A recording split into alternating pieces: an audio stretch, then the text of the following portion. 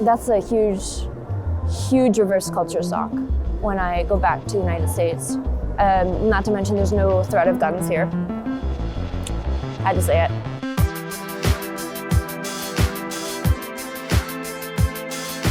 My name's Anne.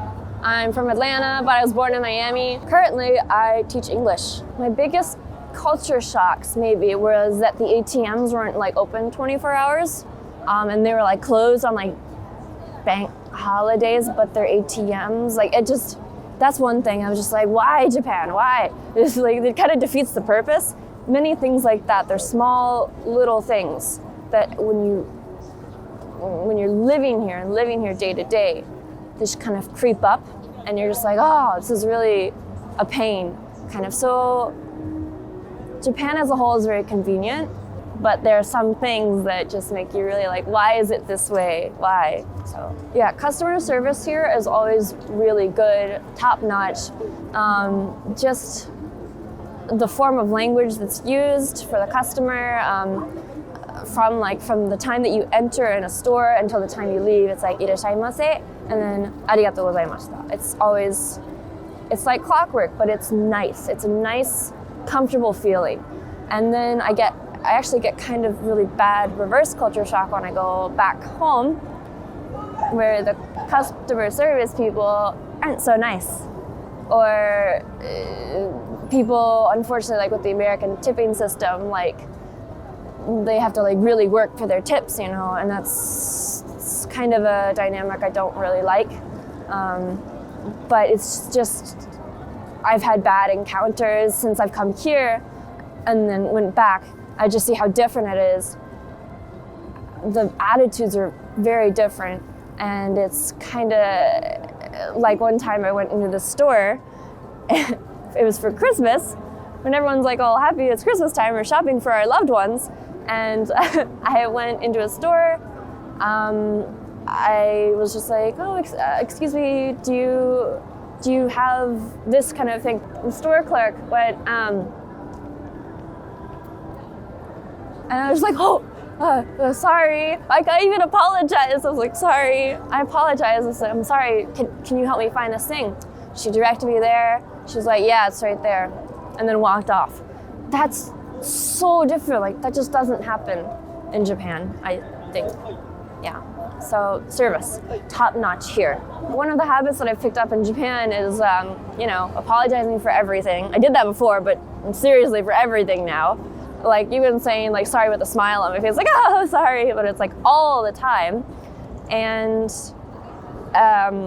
kind of like, so apologizing, bowing to no one except your cell phone. So you're on the phone, you're like, oh yes. And I even do this in America now, where I'll be like, or like people introduce me like, oh yeah, this is my daughter, she's come home from Japan. I'm like, hello, how are you? And we're just like, oh God. It's like bow. But it's a courtesy. It's polite. And I think that's why I like to incorporate it. I forget how big the food is when I go back to America. Portions are really good here. They're kind of overpriced, but the quality of the food makes up for it. And even presentation sometimes and atmosphere, it plays a lot into the price. Sometimes it is overpriced though.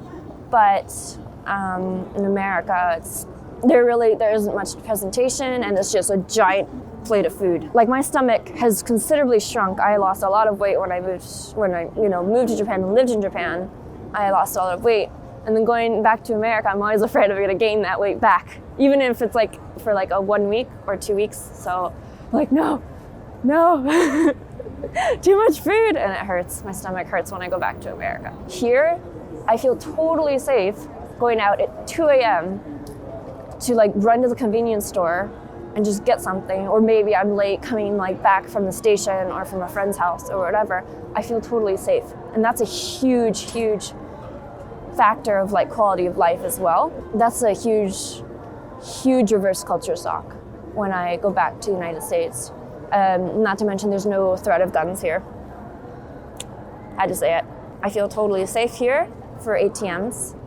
Withdraw it at night, anytime really. Hot chocolate. I really like hot chocolate, but if someone can direct me to good hot chocolate in Japan, please, because I have not been able to find any good ones, and the ones in the vending machine are a trap. They're not good. They're just not good. So I really miss good hot chocolate. I think Starbucks has a good hot chocolate, but that's an American company, you know. So what else? I miss. Nah, that's it. One thing I miss in America is seeing my friends, and there's a bit more time to hang out with them. Obviously, with like a car, it's just easier access to them. But also, it's just, you can text them and be like, hey, want to hang out now? Do you want to hang out after work? Yeah, sure, let's go. There's less planning involved. You don't really have to RSVP a restaurant every single time. You could even just go to each other's houses. And because space is it's a valuable commodity here in Japan that there's not much of because everyone's just on top of each other. You can't really have that. So it would be nice if Japan could create some inexpensive places where people can just hang out. And not just like a park, but like maybe an indoor place, like the couple rooms that are kind of, I don't know, like giant karaoke rooms, but not karaoke, just places to hang out. Something like that would be really valuable. And not just in major city places, but in like small city towns too. So people can just have a place to hang out. That would be really nice. I really miss that aspect of, you know, a quality of life kind of thing. And maybe that's why people in Japan can be really lonely. That's why I can be lonely in Japan. It's very hard to, like, I miss my friends, but it's hard to make connections here. Truly, it is kind of hard to make connections here, and it's hard to hang out and kind of keep those connections going. So that's probably why a lot of people end up lonely here. Japanese, non-Japanese, it's kind of the same for everyone. A lot of restaurants here have just single person seating. It's kind of supports that lifestyle. So one thing I wish I had known before I came to Japan, and this winter and my feet are reminding me of this, is the fact that there is no central heating in these apartments. Or depending on how old your building is, there's like no insulation. So it is freezing in your houses, and like energy and heating is really expensive in the winter.